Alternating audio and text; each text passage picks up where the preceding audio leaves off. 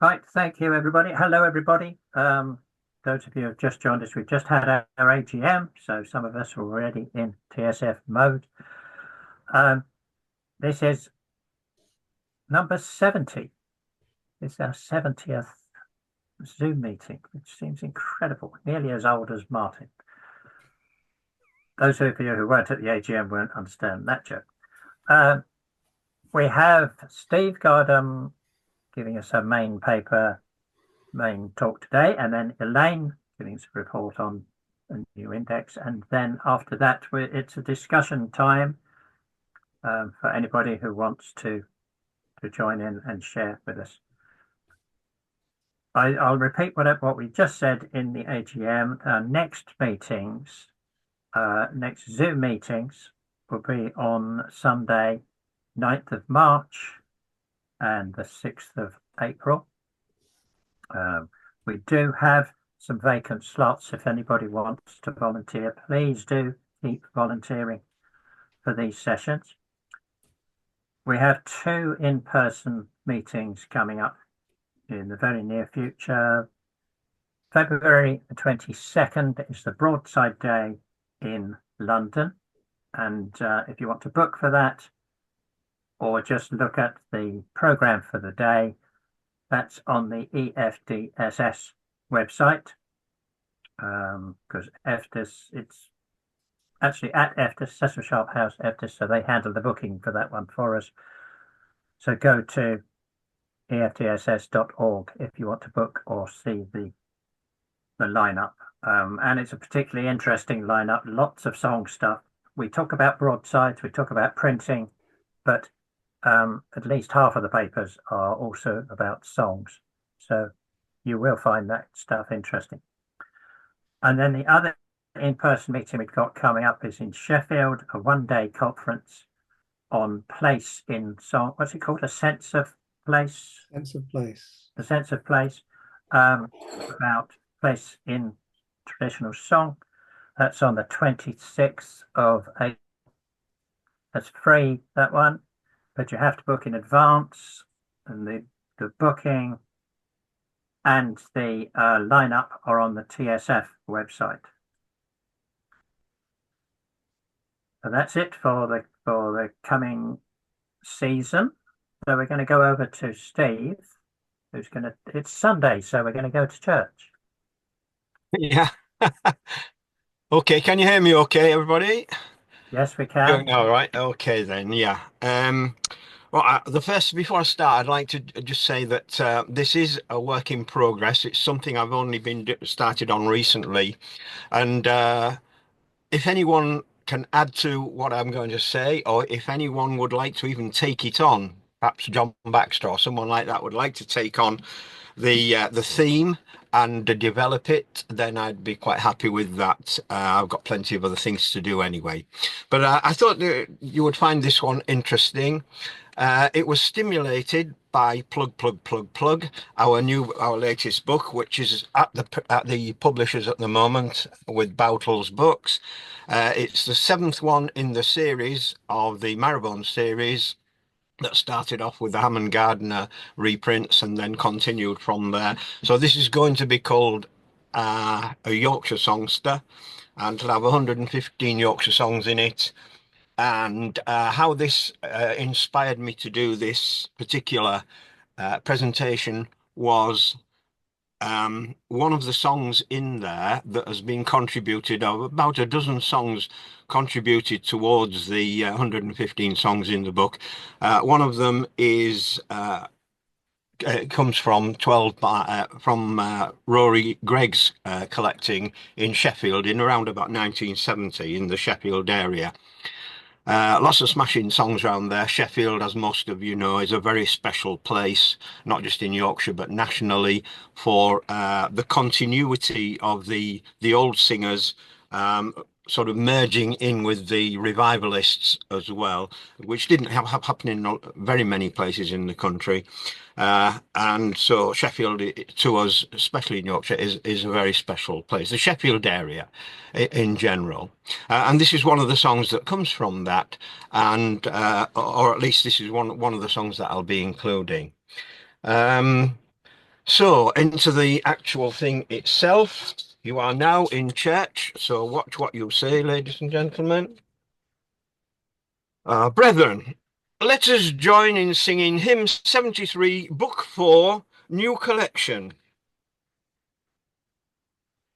There were two crows sat on a tree, and they were black as black could be. Sing, brethren, sing. There were two crows sat on a tree, and they were black as black could be, and they were black as black could be. One crow said to his dying mate, what shall we do for grub to eat? Sing, brethren, sing. One crow said unto his dying mate, what shall we do for grub to eat? What shall we do for grub to eat? And etc., etc. And that, as you can all recognise, I'm sure, is the two crows, which is a descendant of the three ravens. And it would seem the Twarcobies as well, but we'll come back to that if we have time at the end. Right, so what is this what was happening there? Right, well, it is, with apologies to any people who are listening here who have a religious bent, particularly Protestant religion. This is an example of lining out, something called lining out or hymn lining. And the simplest and quickest way I can put that over to anyone who hasn't come across it before is to simply read out what it says on Wikipedia. I won't read the whole thing out, but just to make sure everybody knows what it is. Lining out or hymn lining, called presenting the line in Scotland, is a form of a cappella hymn singing or hymnody in which a leader, often called a clerk or precentor, gives each line of a hymn tune as it is to be sung, usually in a chanted form, giving or suggesting the tune. It can be considered a form of call and response. First referred to as the old way of singing in 18th century Britain, it has influenced 20th century popular music singing styles. In 1644, really that far back, the Westminster Assembly outlined its usage in English churches for the present, where many in the congregation cannot read. Lining out spread rapidly to the Scottish churches, where it has persisted longest in Britain. It has survived to the present day among some communities and contexts, including the Gaelic psalmody on Lewis in Scotland, the Old Regular Baptists of the Southern Appalachians in the United States, and for informal worship in many African American congregations. Lining out first appears in 17th century Britain when literacy rates were low and books were expensive. Presenting the line was characterized by a slow, drawn-out, heterophonic, and often profusely ornamented melody, while a clerk or precentor, song leader in other words, chanted the text line by line before it was sung by the congregation. It was outlined for use by the Westminster Assembly for English churches in 1644, and it has persisted longest in Britain in the Scottish Hebrides. Lining out was taken to American colonies by English and Scottish emigrants. Psalm singing and gospel music are a mainstay of African American churchgoers. The great influx of Presbyterians from the Scottish Highlands into the Carolinas might have introduced some African slaves to this form of worship, though this extent to which this influenced African American church singing has been disputed, due to the fact that English, Lowland Scottish and Ulster Scots colonists, all of whom would have lined hymns, were far more numerous than the Highlanders in the region and could more easily have influenced the African Americans. The tide turned against lining out in England and New England in the first quarter of the 18th century, with greater literacy, improved availability of text, such as new version of the Psalms of David, etc., etc. If you want to read any more detail on that, as I say, that came directly from Wikipedia. Right, well, from there and from listening to the recording of several people in several different pubs that Rory recorded. And I must say it was a memory for me because I can remember having heard that done, I can't remember where, a long, long time ago, in pubs in the 50s and 60s. I can remember that something similar going on with this lining out system, but obviously in a burlesque way. What I'm looking at today is the burlesque of this practice. And at first, I thought I'd traced it back to America and the minstrels, the minstrels in America, and then I found another reference that traces it back to 1827 in England, in fact. So I was wrong about that initially.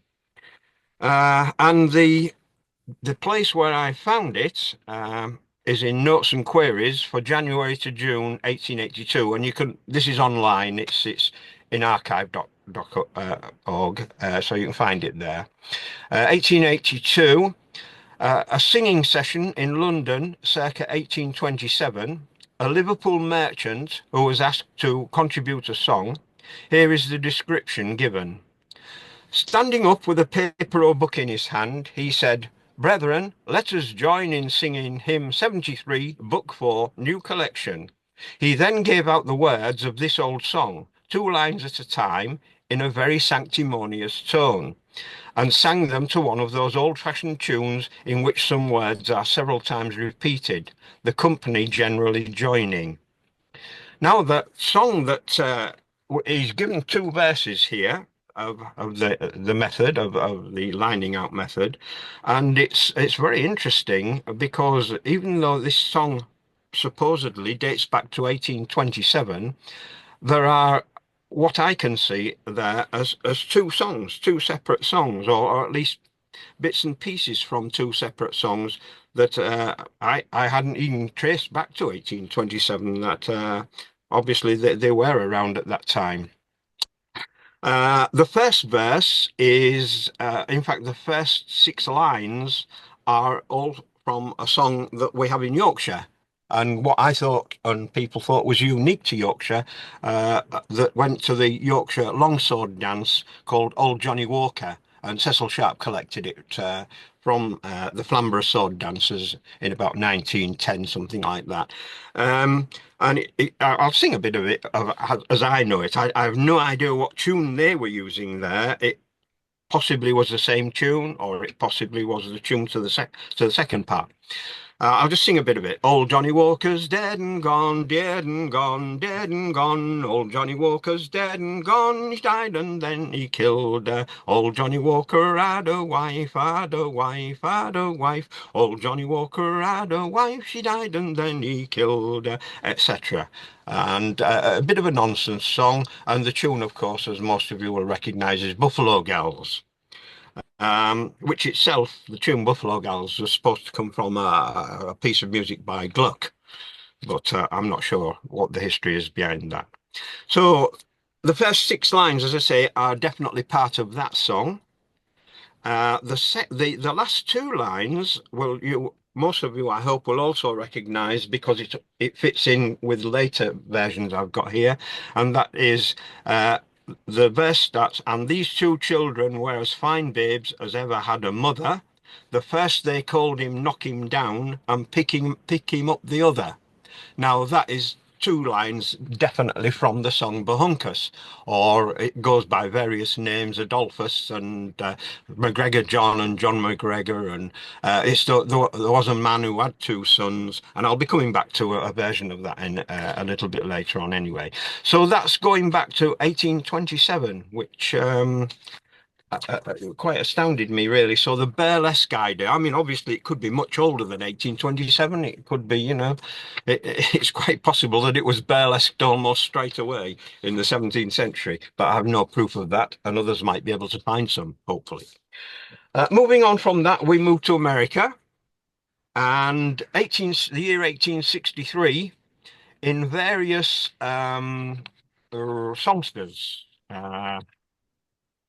And and these again are on the archive.org. They're online, so you can look them up easily.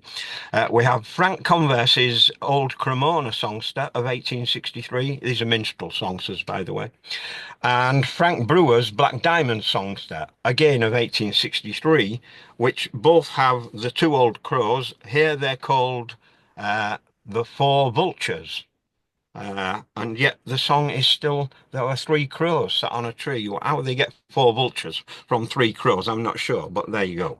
That's it. It says the one for the Frank Brewer's Black Diamond Songster on page 89, I think it is. No, 80, page 80. The Four Vultures, a burlesque quartet, as sung by Frank Brewer and some of the other minstrel singers there as well. Always requested with, I can't quite read that what I've got there, but then we have, there were three crows sat on a tree just as I started off, and they were black as black could be. Brethren sing, and then there's the congregation all singing that with the repeat presumably as well. And then the second verse, one of them said to his mate, what shall we do for grub to eat? So again, in fact, the first four verses are all from either the Three Ravens, or in the case of the fourth verse, from the Twarcobys, and it's a different verse. I'll come back to that later because that's very interesting. The fourth verse says, "Let's perch ourselves on his backbone and pick his eyes out one by one." That is a sort of strange mixture, but not strange from this. If you look at the point of view that both the Three Ravens and the Twarcobys were much anthologized anyway, and they would have been fairly easy to get hold of in America, one would assume. So apart from that, I haven't got a copy, but I note that they're also in Stephen Foster's book of minstrel songs as well. So not just that one. Right, how are we doing for time? Yeah, we're okay. Yeah. The next one, I moved to 1888, and that is in Heywood Sumner's The Besom Maker, which some of you might be familiar with. It's not a common book of folk songs collected by Heywood Sumner in 1888 or before 1888 and then published. And one of the songs in that little book with some absolutely charming illustrations is a song called The Two Young Men of Kenilworth. Again, if I just read out, it's a version of Bahunkus, MacGregor John MacGregor, etc. I'll just read out the first couple of verses just to establish that, and I'll tell you how it actually describes how it's to be performed here, as it did with the Frank Converse songster as well. There were two young men of Kenilworth, the sons of one mother. Repeat that. And then you say sing just the same. There were two young men of Kenilworth, Kenilworth. There were two young men of Kenilworth, the sons of one mother.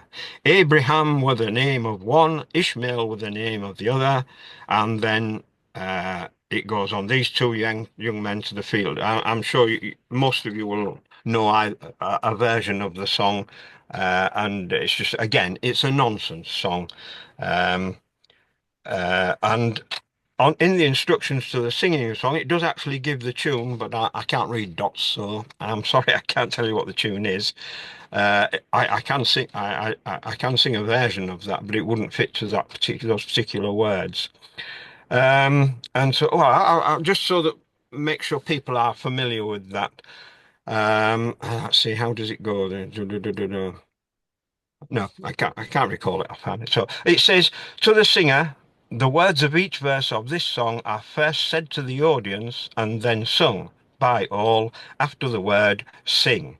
Now, there's no reference to religion there at all, or no sort of implication that it's a burlesque of lining out, but obviously that's what it is from the method employed there.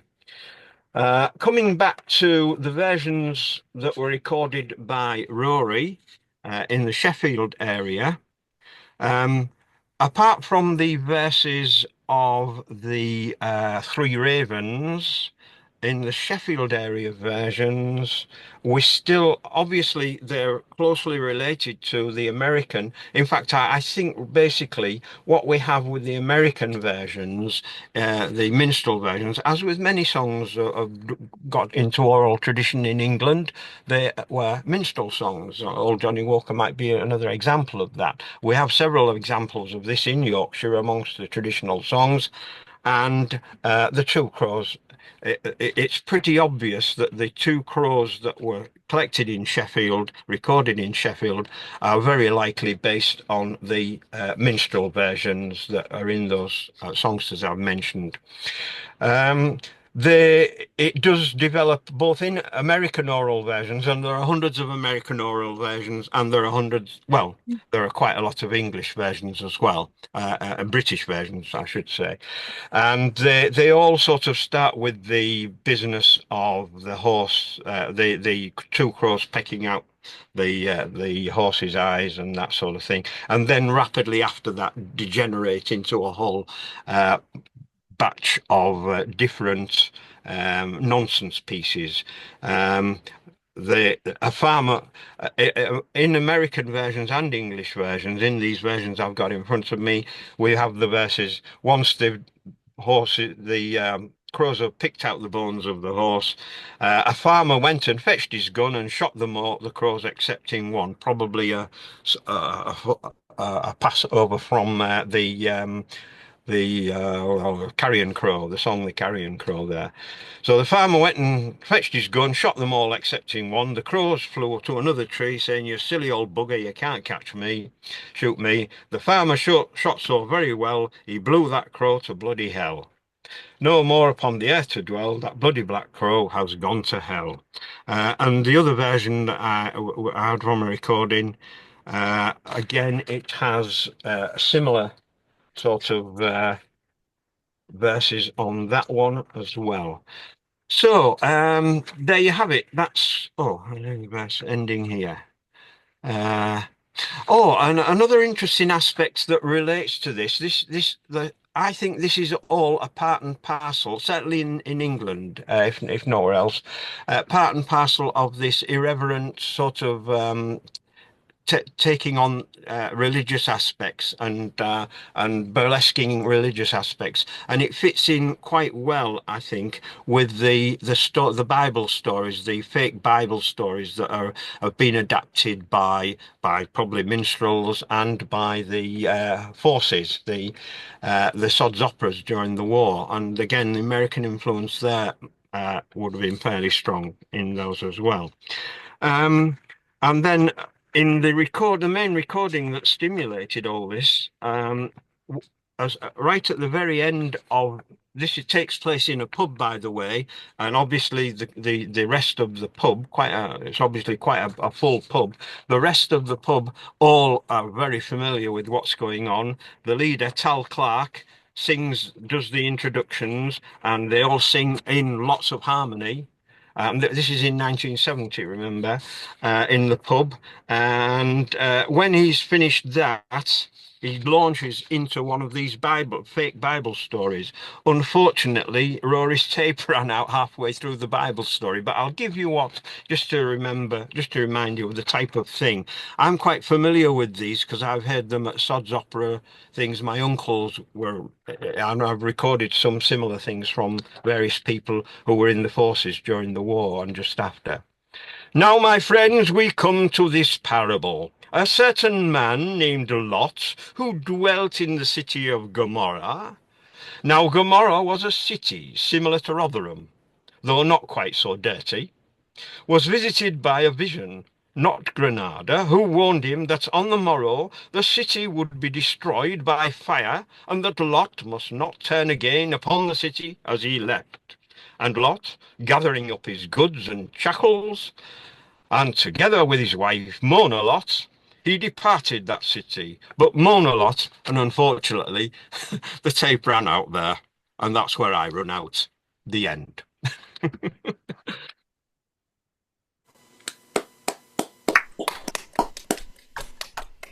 Thank you, Steve. Very entertaining. John's already got his hand up. John Baxter. Ah, good old John. Still muted, John. That's it. Uh, yeah. Thanks for the invite to take it on. That's Well, a bit. it's up your street, John. It is up my street. I just wanted to make. I'm not sure I can right now, but one thing it makes me think of is the stump speeches that form Yes, part of minstrel acts. absolutely. In the second act of a minstrel show, for those that haven't heard about it before, people in blacked up garb would make speeches imitating black people, imitating white people.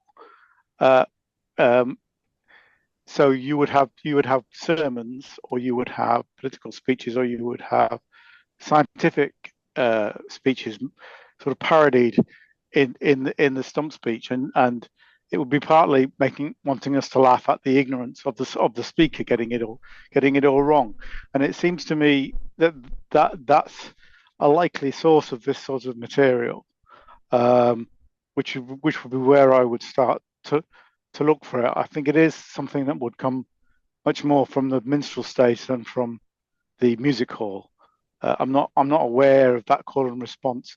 Choruses, it was pretty in music halls themselves. As far as I'm aware, it was much more of a tradition of joining in the chorus and very little else. Mm. And as time went on, there'll be less of that. But yes, I do think it's really interesting. But as you said, it's the olio, they call it, the technical term, the second act of a minstrel show, when they would have this sort of performance going on. And of course, you had training kits to build your own minstrel troupe. The music publishers would send out things to instruct people as to how to put on their own minstrel show, including how to do an olio and all the rest of it. So I think it isn't somewhere that's been. It's somewhere when I find a song that's a minstrel song, I tend to stop, because I'm trying to limit my vision to just music hall, because I've got enough to be going on Yeah. with. But it is a huge area to look at. Sorry if I went on a bit. Right, George has got his hand up. George? Yeah, Mike Harding did a version of that Lots White, Lots story on, I think it was first LP, I think. Oh, right. I'll get hold of that then. Yeah, I can't what he called it, but obviously dragged in Sodom and Gomorrah, which was the old names for Crumpsall and Collyhurst, he said. I won't spoil the punchline for you. Cheers. Thank you. Right, Nick down. You're muted. That's better. Yeah. Hi, Nick. Hi, Steve. Just to ask you, listening to the description in Wikipedia that you read out, they've referred to the responses as being heterophonic, which has confused me a touch. Did that mean that the responses were like that in church? Or Yeah. so there was actually harmony and variation to the tune sung in church as well as in the pub? Well, I'm assuming so. I don't see why not. Well, I was wondering if it was part of the irreverence of the parody. Ah, right. I see. Yeah. I don't know. I wasn't there, but I would imagine that would happen. I can't see why it wouldn't happen. And it's the harmonies that you heard. I mean, were they structured, or were they? No, they were like our folk harmonies, just coming from anywhere. Okay, thank you. Thank you, Nick. The reference from Notes and Queries, which I don't know where I've put it. I had read it, but I can't remember. How authoritative is it that it's really talking about 1827? Is it somebody's memories? Yeah. Or somebody quoting? Yeah, it's a chap. Most of the people in Notes and Queries who contribute to Notes and Queries have a stupid blooming, moniker thing, and this one was called Craven LC. So the person who sent it was from Craven, that's Yorkshire Dales. Yeah. And LC, ELLCEE, which presumably his initials are L and C. But I've not been able to find anyone with those initials at that time in that area. But somebody with a bit more, capability of looking things up might be. But it's just, I mean, people send stuff into Notes and Queries, and You just, it's like anything else. You have to just take it on face value. You know, why would they send and say that they'd heard this chap in 1827, a Liverpool merchant? It all sounds very real, Yeah, genuine. but it's somebody saying, "I remember this," Yeah. rather than quoting a published source. No, it's somebody actually remembering it. Right. Yeah. Okay. Yeah. Margaret's got a hand up. Margaret, you're mute. Yeah. Thank you very much. I found this very interesting, and I wish I'd heard it a couple of years ago because I found myself in a session in the northeast of Scotland where a very able member of the audience from Yorkshire did just one of those. And I have to admit, my own reaction was one of my heart almost stopped because I could hear that because I come from that tradition, the Gaelic tradition of lining out, and it was only psalms. There were 2 or 3 people there who came out in shock that that kind of a tradition would exist. Yes, in utter shock. And I mean, I'm fairly broad-minded and normally, well, I'm not too badly educated, but I realized there's a deep, deep connection to that for the people whose tradition it is. Having said that, however, when I was in my teens in Lewis, there was a behind the backs of the preacher practice among the teenagers who used to do these mock sermons, not of this text of the Bible, but they would choose something else and preach on it with the preacher's voice. Sort of, now my text for today is Mary had a little lamb. Now, let us begin. And they would go on through each point in this trailed out voice saying, little. Now, little would get a minute and a half. Why it was little and not anything else. So it was the style of the preacher that was parodied for amusement. But the other one, the real thing, that would have been blasphemous. We didn't dare. Yeah. But what you're describing is exactly what I've been saying. Yeah. Excellent. Thank you. Thank you, Margaret. And thank you, Steve. Any other questions or comments? No. Right. Thank you, Steve, for that. And we're going to move on. I can't see you. Elaine, where are you? Where have you gone? Ah, there you are. In front of a pond. That pond is in her back garden, I think. Elaine's going to tell us about her development at the Vaughan Williams Library, and then I've got some other stuff about Vaughan Williams to follow on, and then we're into the show and tell session of today. So we can see that very nicely. Thank you, Elaine. Okay, here we go. And you can hear me, right? Yes, we can. Yes. All right. You are no doubt well aware of the useful indexes created by Steve Roud, but you may not be familiar with the VWML Song Index. It was begun as a cardbox database containing songs in publications held by the VWML, specifically songs that were unlikely to be indexed by Steve. Because of this, the index covers a wider range, stylistically, linguistically, geographically, and chronologically, though inevitably some overlap has occurred between the indexes. In 2019, the Song Index was revamped to capture more information about the songs, and it was this newer version that was included in the VWML online indexes, so you've probably seen that. However, the entries in the old version of the database were not online, and at the request of Laura Smythe, then the library director, I undertook the task of reorganizing and cleaning up the data to conform to the new system. This I did from the Pacific Northwest with the help of the staff on site, especially the ever-patient Nick Wall, who clarified many vague citations for me. There are currently over 42,000 records in the folk song database. Over 20,000 of these, nearly half, are from the old version of the index, and these were uploaded very recently, as in a few days ago. The number continues to grow as the staff adds to it.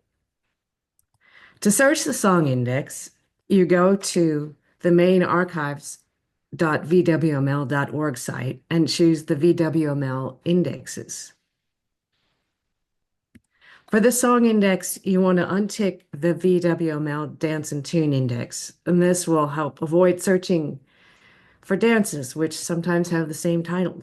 Whenever possible, laws, child, and Roud numbers have been added and may be used as a search term, but a significant number of entries do not have Roud numbers.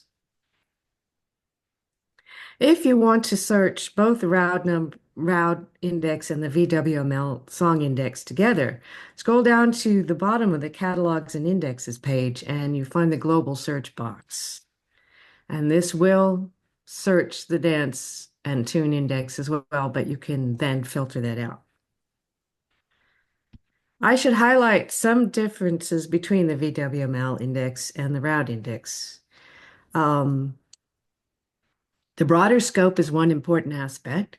Songs by known composers and singer-songwriters, professional performers and bands, sacred music, including West Gallery, sacred harp, and non-folk carols.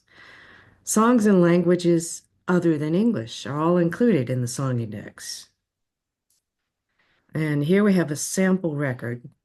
I'd like to call your attention to the notes field. It's an informal field where the indexer may add information about the song. Because the entries are items that are actually in the library, they may be specific shelving information or information about related material in a different format. The older entries will often include a short list of topics and genres. This is not controlled vocabulary. It's different from the song, the folk song subject index, but it's still useful, and these terms can be searched.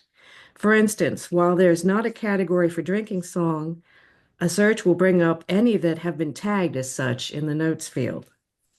Another feature of many of the entries at the bottom of the page will be a link, and this takes you to the library catalog record for the parent item. In this case, it's a book with an accompanying cassette.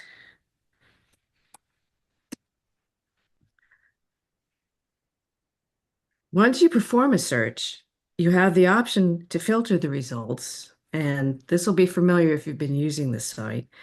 We have format type and song type, and we're still having some glitches with how the filtered fields are indexed. So sometimes you'll see a few odd displays and things that look like the same thing repeated, but you do get a good overview of what is available.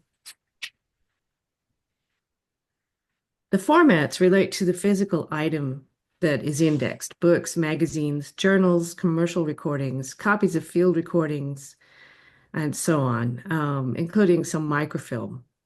As you can see, the majority of the songs are in print and audio formats. Printed music refers to scores without accompanying contextual information. For instance, Benjamin Britten's arrangements of folk songs. The type. The entries in the song index are divided into broad types, specifically song, tune, description, poetry, and recitation. The vast majority of entries are for songs, occasionally for the tune only. In addition, many of the field recordings also include descriptive material, where, when, and by whom a song was sung, poetry, and recitations. Many of the songs have been sorted into categories in order to help answer the queries asked by library users. You'll find these listed in the left-hand filter column as song type.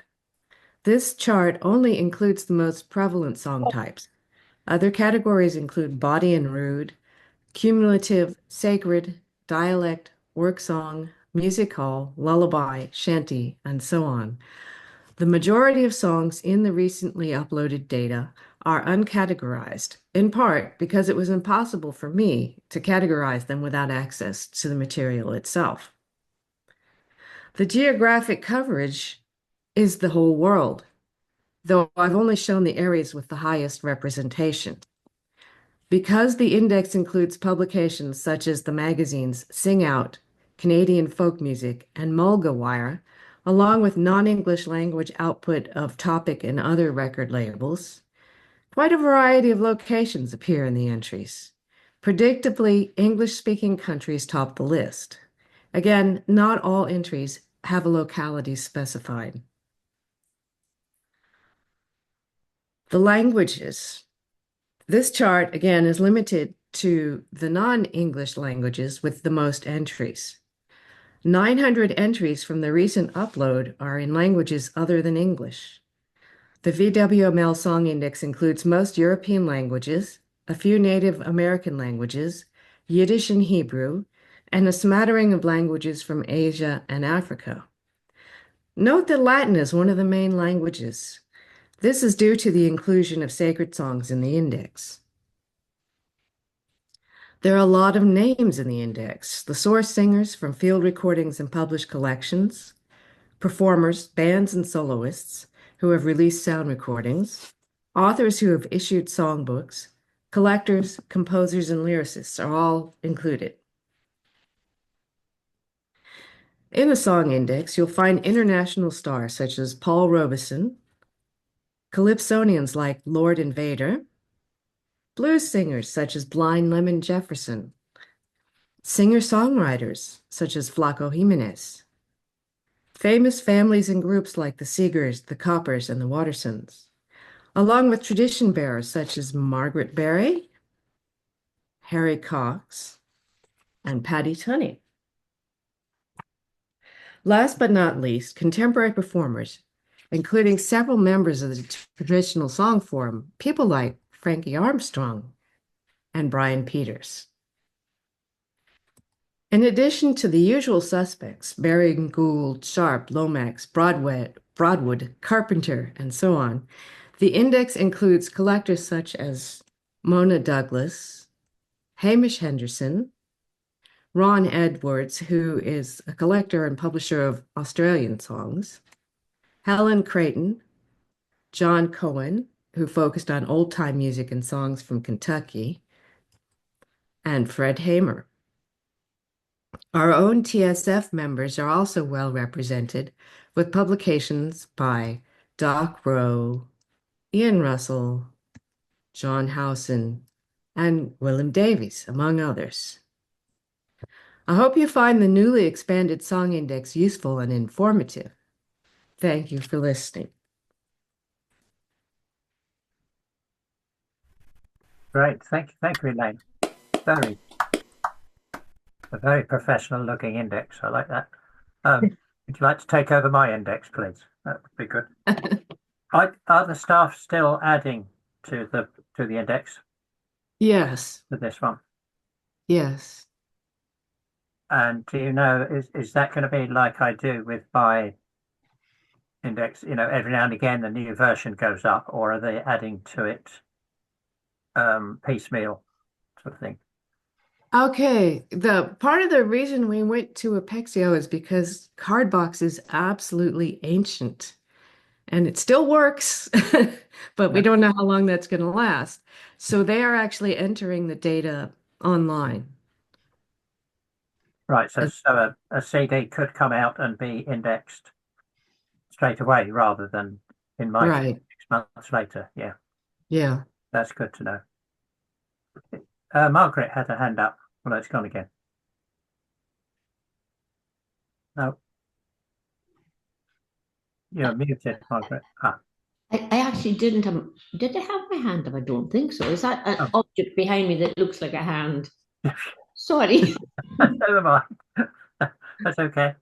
Thank you. I enjoyed that very much. Yes. Thank you.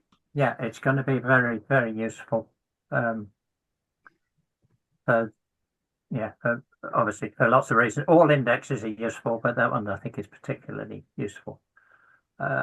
Anybody else got a comment or yeah, Richard?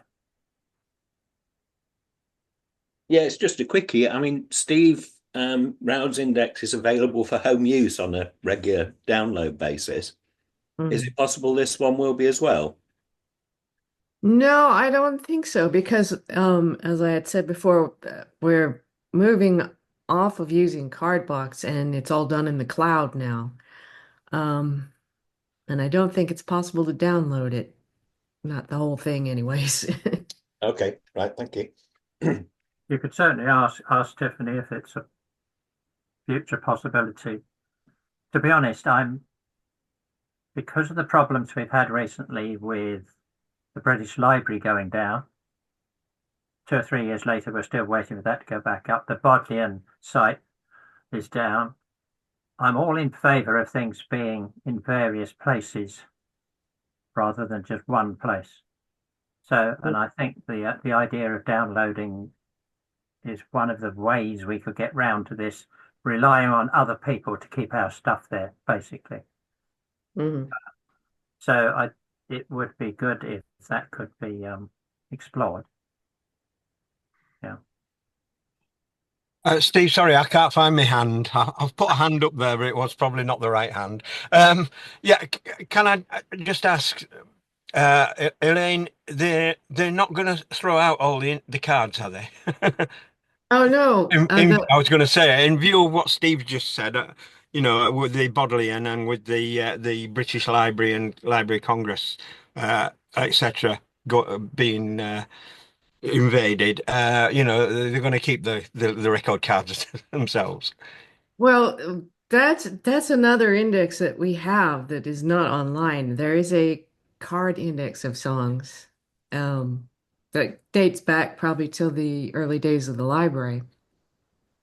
But this was in a card box database, which is a very old and no longer supported program. So we felt we had to get them out. Now, everything has been that I've worked on is backed up and in a plain text format so that it could be, revived if for some reason the website goes down. I don't know about the stuff that they're entering now, but Tiffany does assure me that there are backups of the online system. So, and that's the problem with the British Library. I think their backups were not robust enough, which is why it's taking them forever to get back. Yeah. But even if you've got a good backup, if you don't have access to it, like the Bodleian data is still perfectly safe, but we can't get to it. Yeah, yeah. So John's got his hand up again. John Baxter.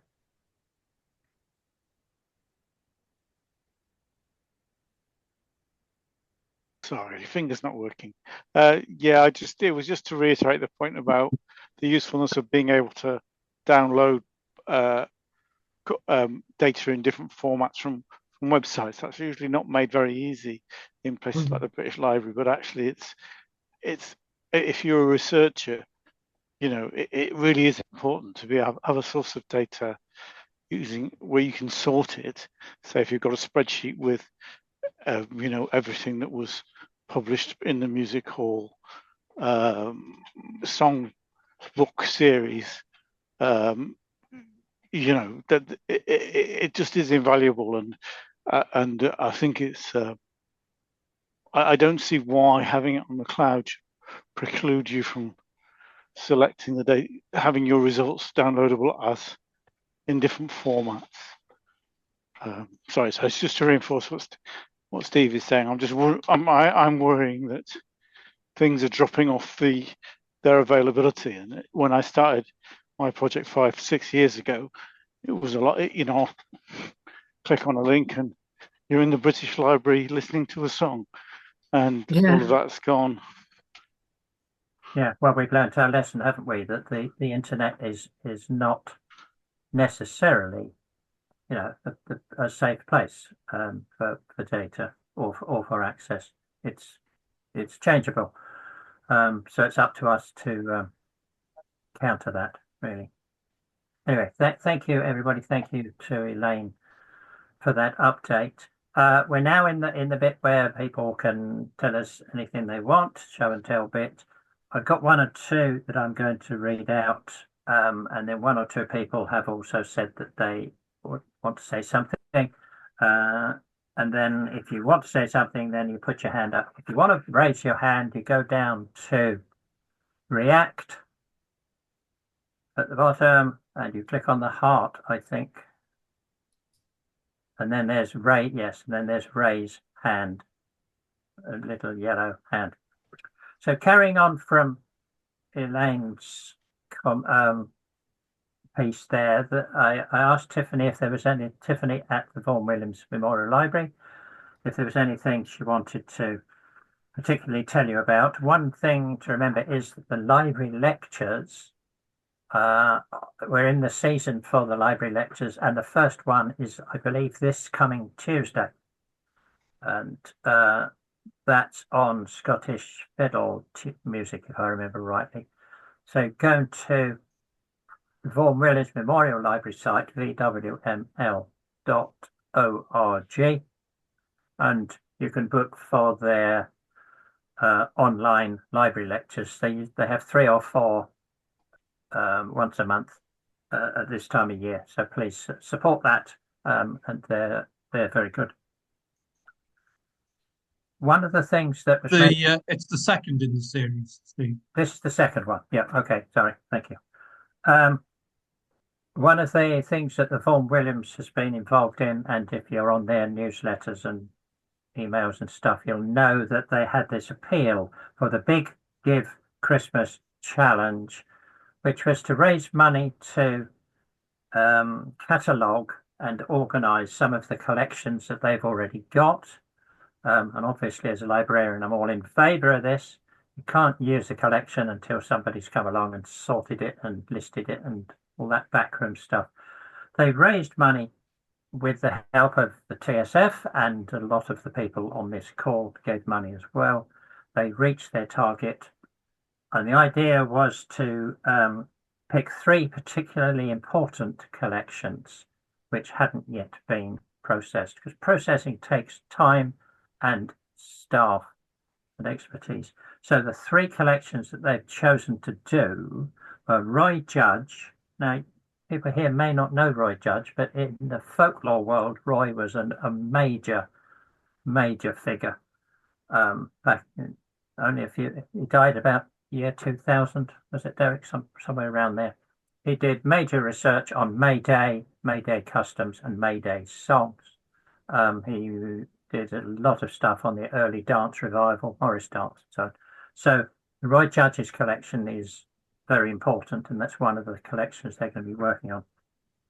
The second collection was Cyril Tawney, and I would have thought everybody here knows the name of Cyril Tawney as a singer and writer and collector. His papers are 36 boxes of them. I mean, these are all big collections I'm talking. They're not little ones. They're big things.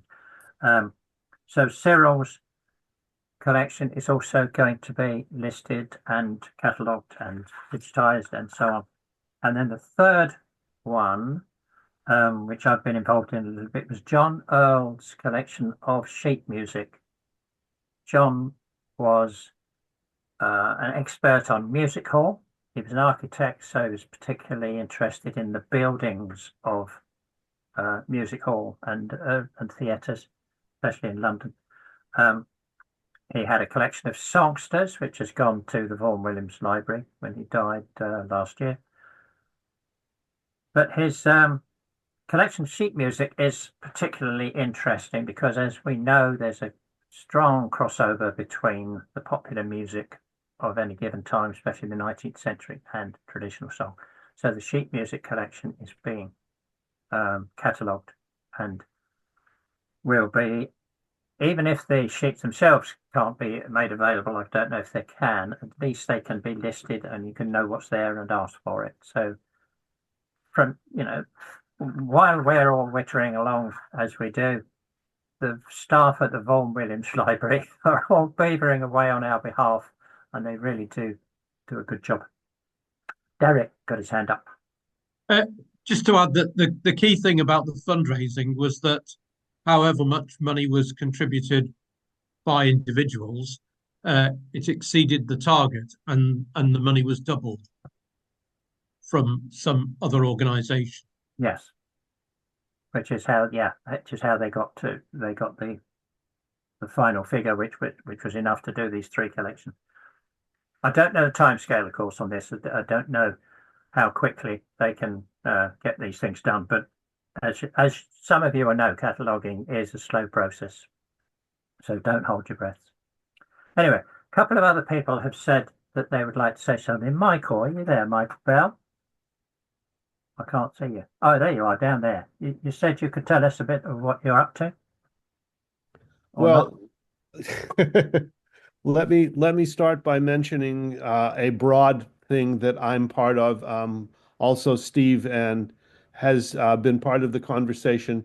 As many of you know, and I've said several times probably to your boredom, this is the 200th anniversary of the birth of Francis James Child. And this fall at the American Folklore Society, the music and song section and the history and folklore sections, we hope, working with TSF, we'll be able to put together a series of panels, not on child, but to celebrate folk song and its role in folklore and folk life scholarship since the essential professional founding of the discipline in the late 19th century.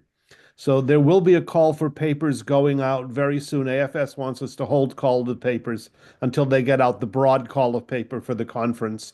But we will be looking to put together 4 or 5 panels. They can be in person if someone would like to come to Atlanta. It's a wonderful occasion. We will hopefully also have online and other venues for presentation. We'll be broad. We'll be obviously interested in papers on child if people are interested in writing that. Other folklorists involved with song, the history of folk song collecting since its beginning, technology in folk song.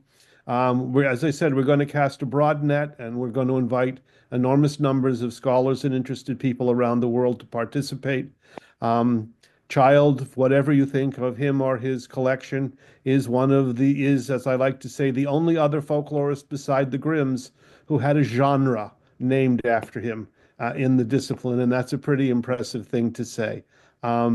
So as we jokingly say over here in the States and refers to UFOs, watch the skies, an announcement will be coming soon.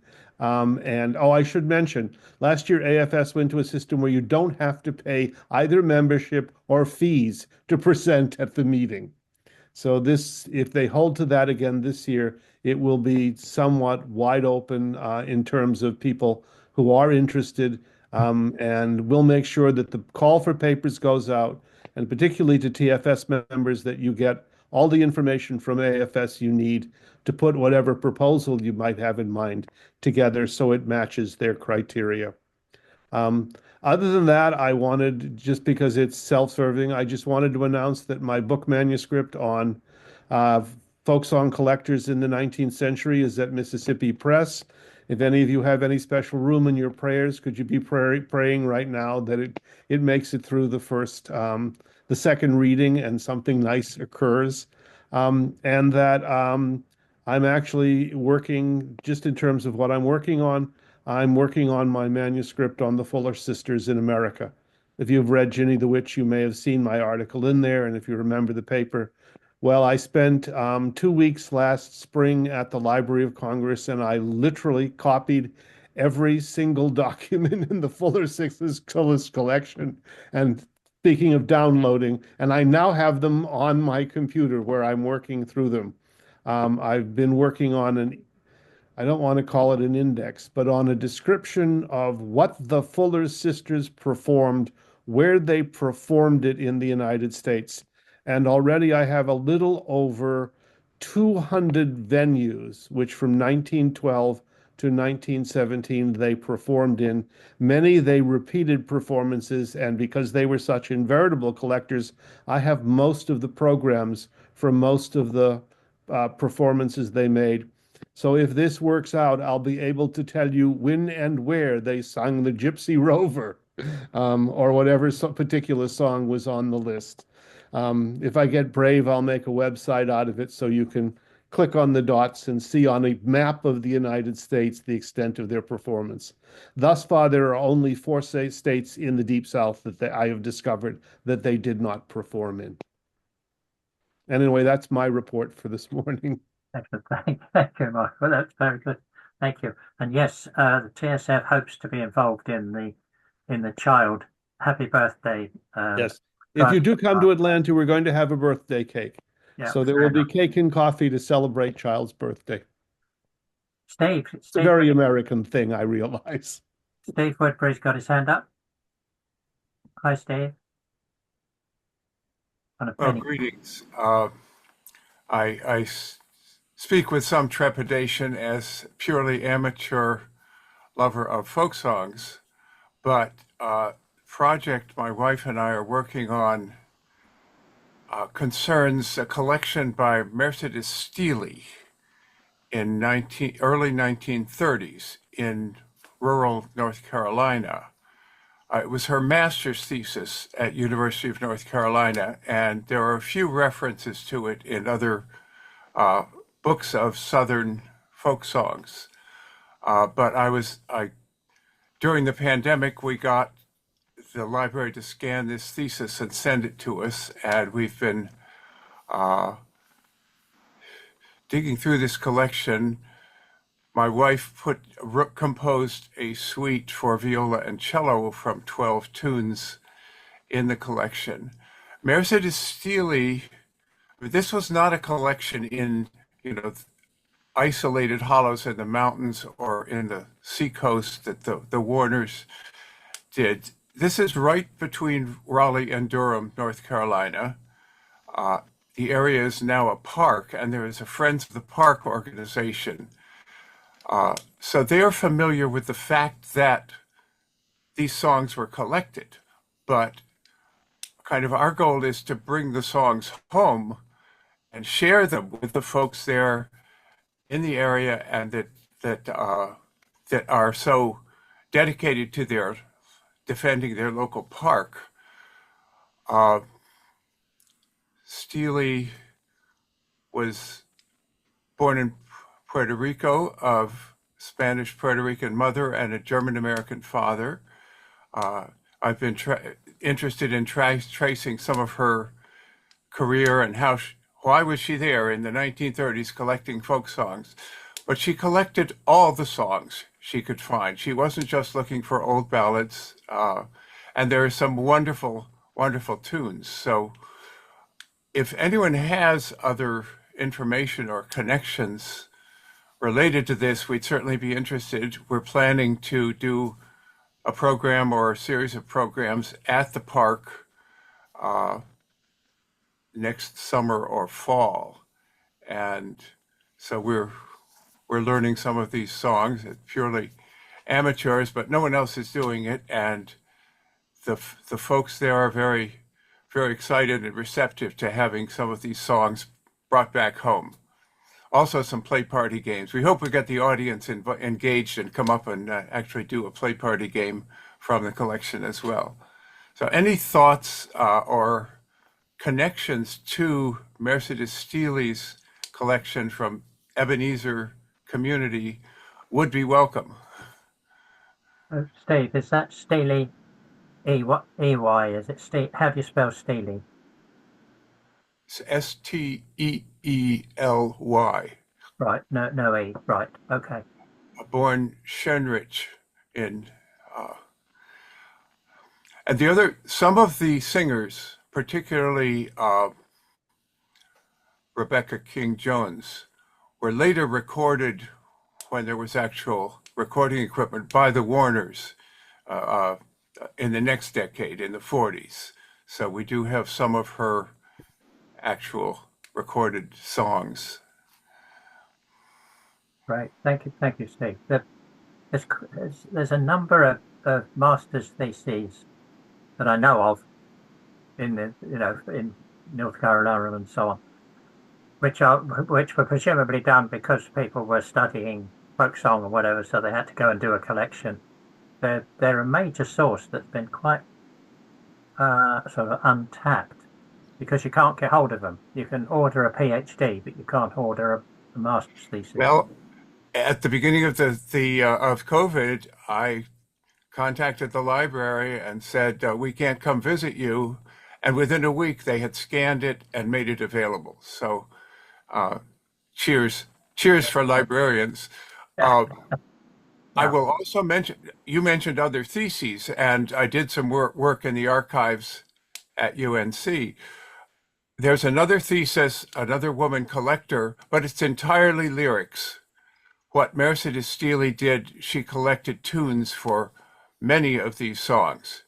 She was musical, and some of the folklore professional musicians in the folklore program at UNC helped her transcribe. So many of these songs have tunes, which is just marvelous, and unlike some of the other theses I looked at from that period. So Yeah. it's a wonderful resource, and maybe we can do a program later on also on TSF. Yeah, we'll be in touch. Yes. Hear some of these. Thank you. Katie. Katie's got a hand up. We've now got several people with their hands up, so we'll have to speed up a bit. Katie? Hi, it's a bit of an update. Is that all right to do that now? Yes, please do. Yes. Okay, a bit of an advert as well. After the next VWML lecture, then one after that is me. It's on the 9th of March. No, 11th of March. I'll just read you what it is because it relates to TSF. It's called Up from the Sea, Up from Town, singing in Southwold, Suffolk, which is on the east coast of England for people not in England. And I shall be retracing and also extending some material that I did for the TSF actually 4 years ago. I just checked how long ago it was.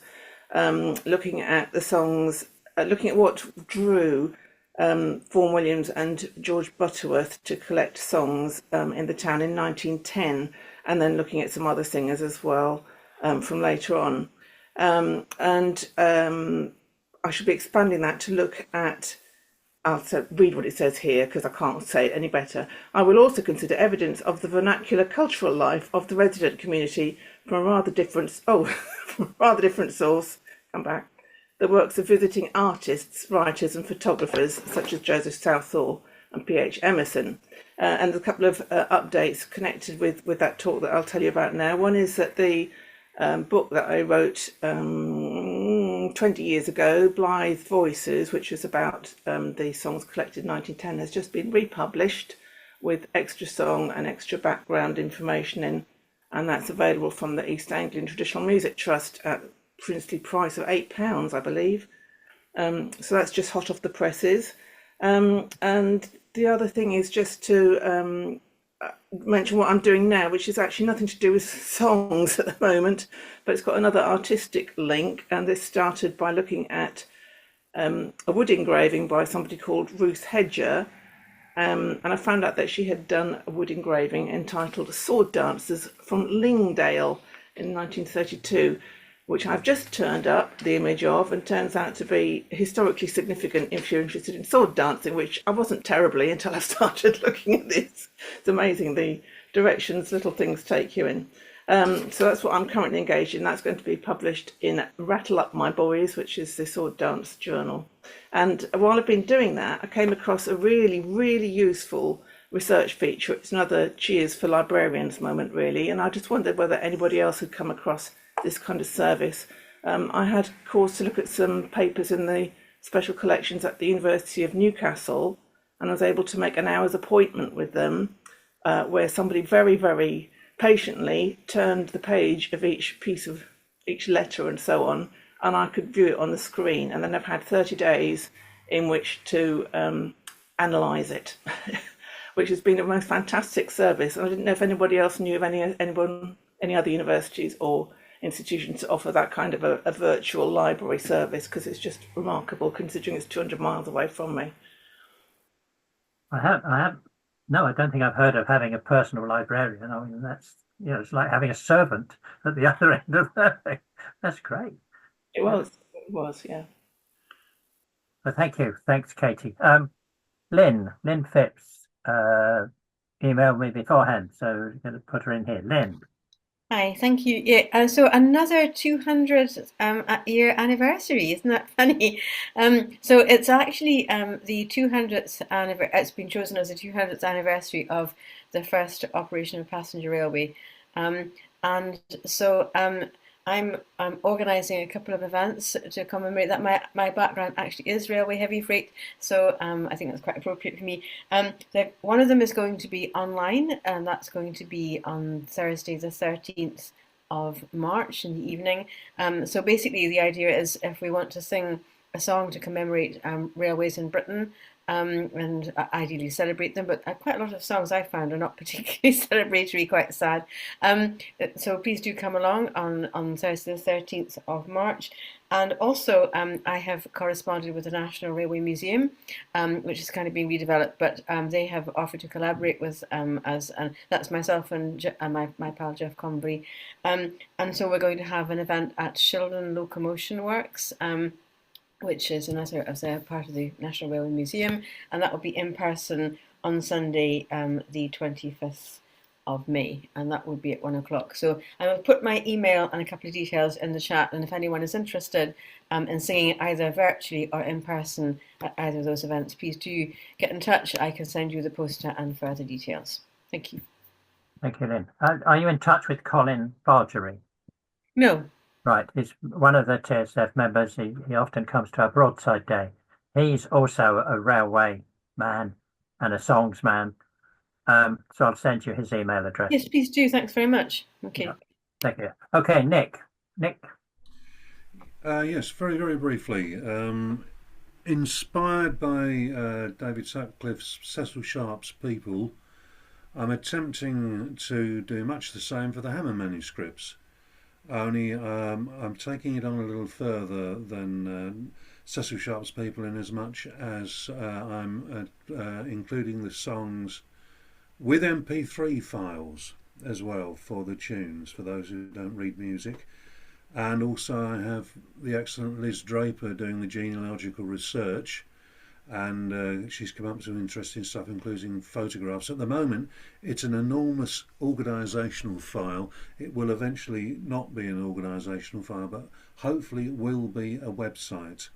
And I believe that young Cohen Braithwaite Kilcoyne is helping out as well. So that was it, really. Great, thank you, Nick. Eleanor and Sam.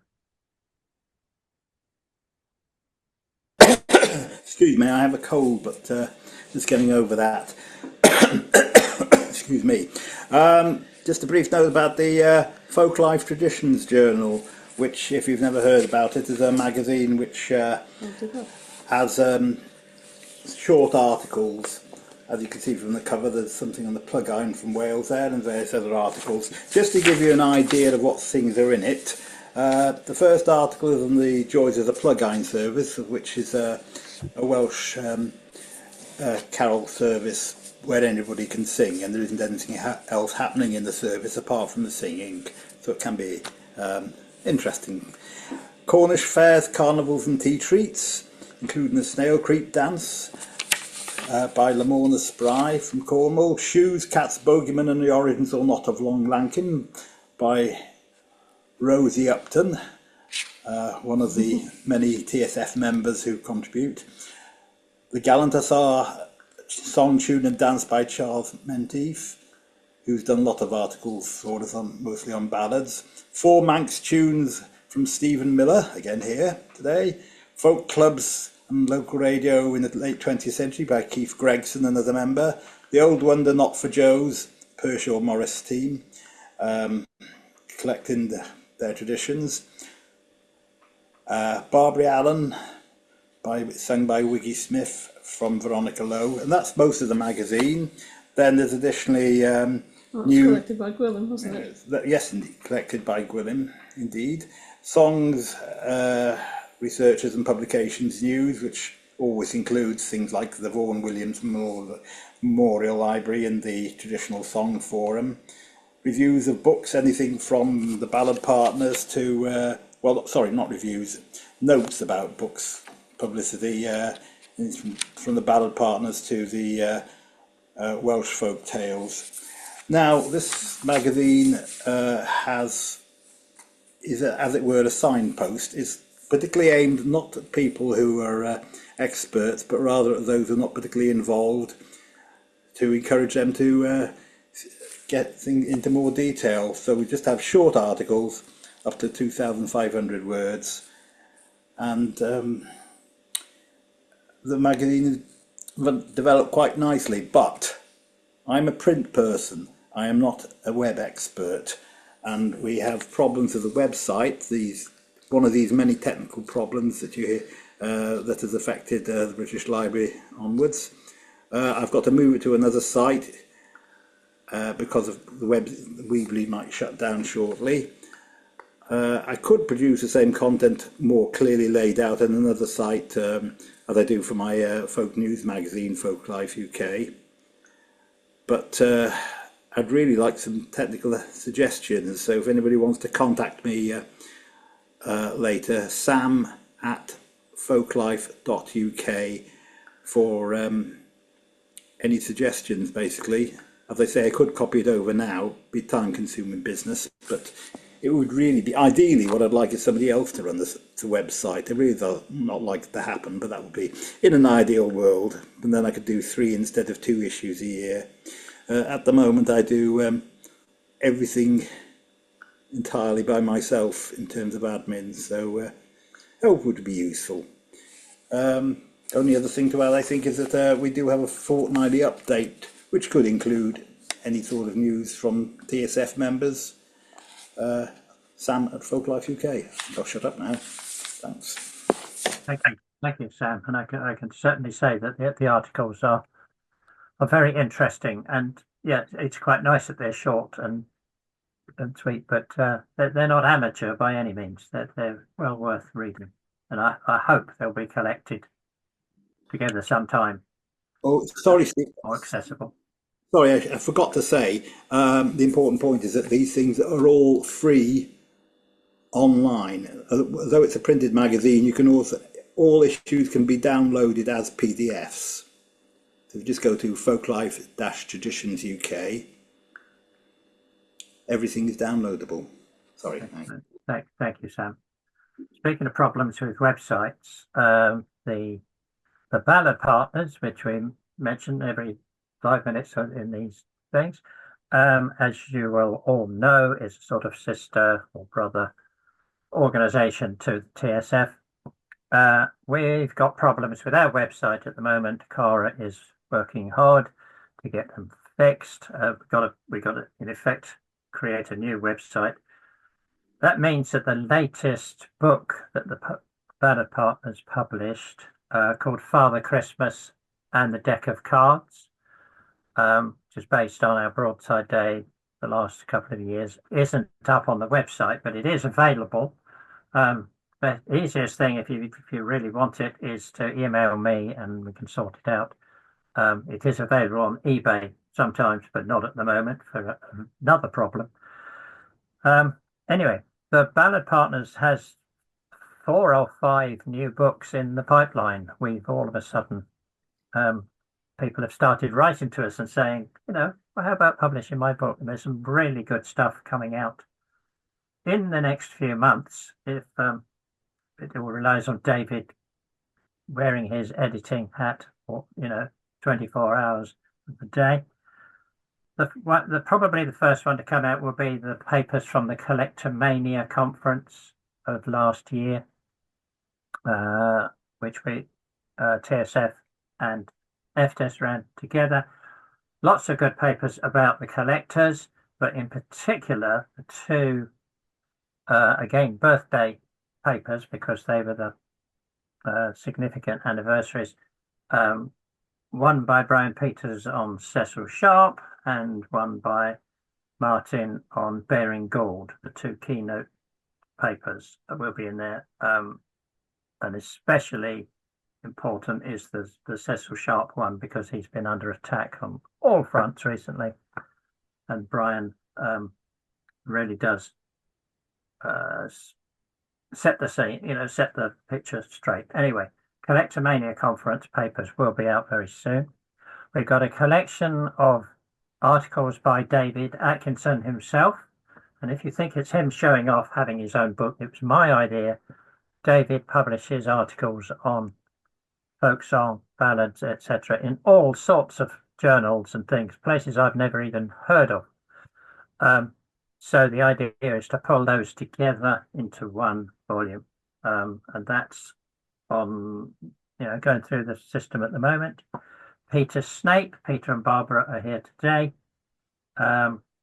Their book on Anne Gilchrist, the biography and songs and collecting of Anne Gilchrist. That's coming along nicely.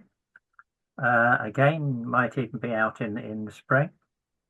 And then Anna Guinea from Newfoundland, her book on Maud Carpelese and Maud's trips to Newfoundland and other things. I mean, there's a lot of stuff about Maud that I didn't know as well in there. That should be out in the spring too, if we can manage all of these all at the same time. And then there's the book, long-awaited book from the Tunes Conference of a few years ago, Traditional Tunes and Popular Airs, edited by Julia Bishop. I'm saying this out loud, although Julia's not here, but I can say I've announced that it's coming soon, Julia. So hopefully that will be finished as well. So in other words, the Ballad Partners, with luck, God willing, have 5 books in the pipeline, all at accessible prices and all worth buying when we got the website sorted. Right, I think that's everybody. Oh no, a plug, of course, for Matt Quinn's podcast called In the Roud.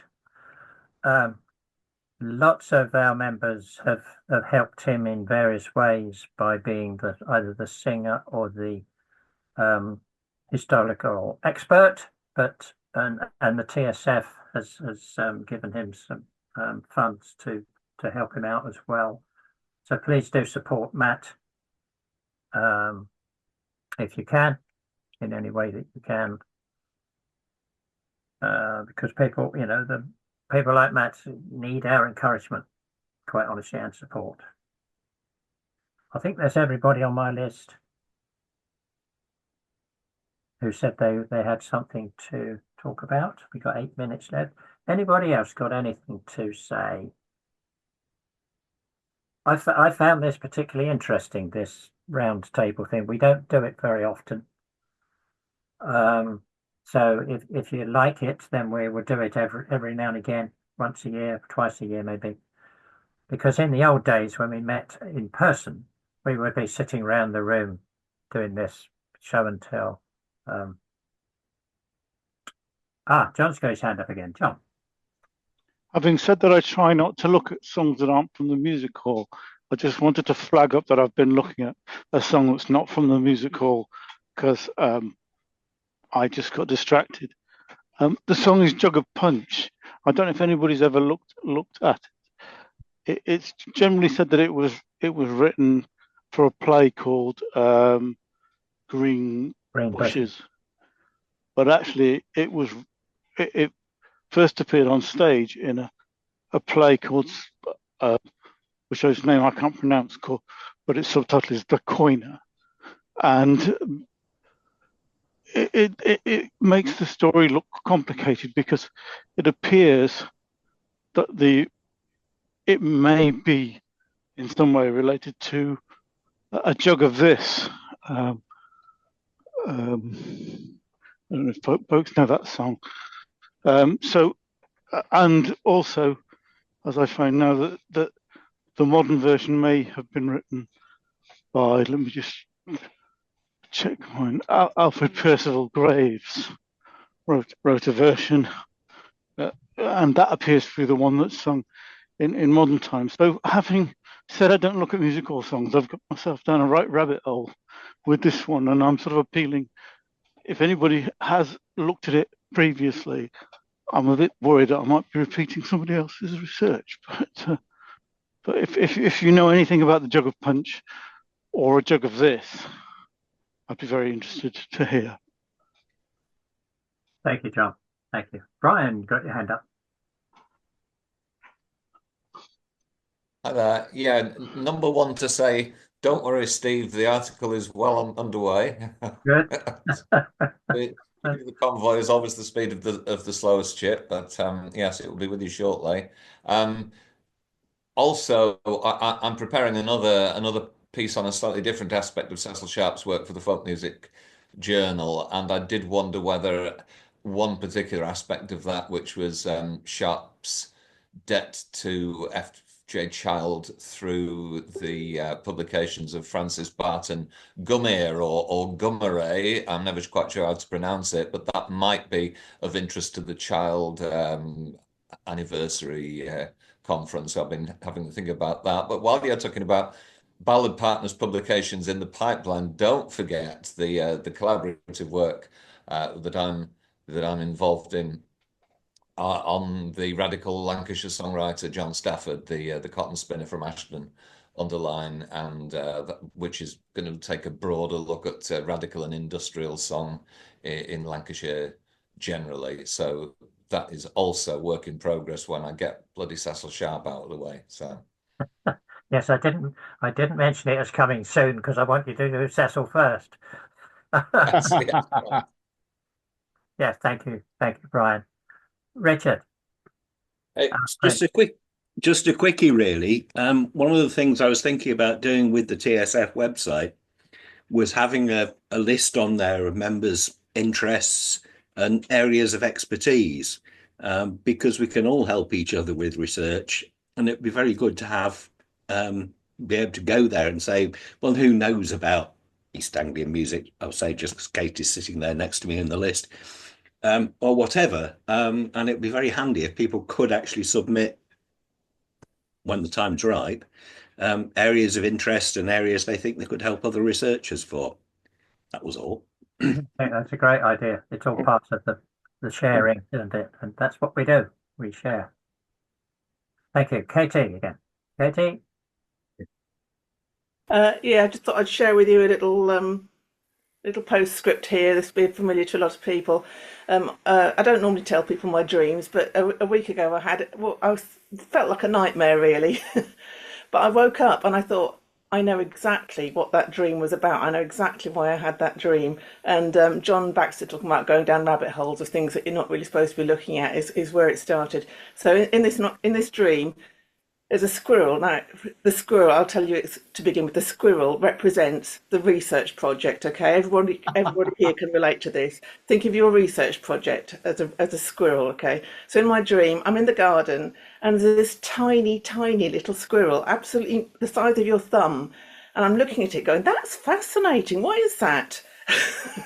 And somebody else says, well, I think it's a red squirrel. Wow, it's a miniature red squirrel. Wow, that's amazing. I must look at that a bit more carefully. And the squirrel went down a hole in the garden, and it came out again twice as big. And this kept going on for, the length of the dream. The creature would go into the hole and it would come out bigger, and it would go back into the hole and come out bigger, until it got to the point where it was leaning on my back door trying to come in. And I was going, no. It wasn't scaring me, it was just forcing itself on me. And that, I just woke up and thought, that is my research project. I started off looking at something tiny and interesting, and now it's pressing on me. So a parable for our group. My only worry there, I understand perfectly, but that squirrels don't go down rabbit holes. No, I know. Little artistic license there. That worries me. It was a dream. Michael, I think Michael's probably the last because we're all right. Very quickly, in the United States, Brian, we pronounce it gummery. Really? Yes. Huh. We obviously, we're Americans. What do we do with people's last names? Yes, at Haverford he's known as Gummery, and it's within the Quaker tradition. I don't know why, but it's within the Quaker tradition. All of the family pronounces it Gummery. Okay, you've learnt something new today, folks. And Brian, we'd love to see that paper. Yes.